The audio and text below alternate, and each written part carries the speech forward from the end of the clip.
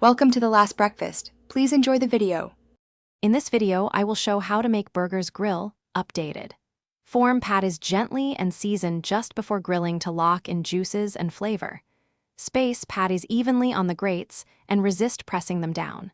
Use a timer for consistent cook times and flip once for best sear.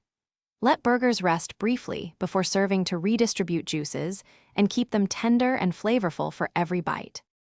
For consistent burgers, portion and shape patties with care and keep them slightly thinner at the edges.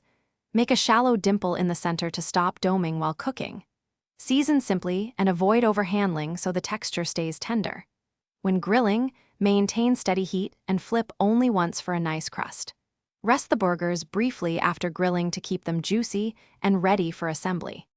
Control heat to achieve a perfect crust while keeping the center juicy by using medium-high flames. Time each side according to patty thickness and check with a thermometer for reliable doneness rather than guesswork. Let the grill do the work and flip only once to build a rich sear.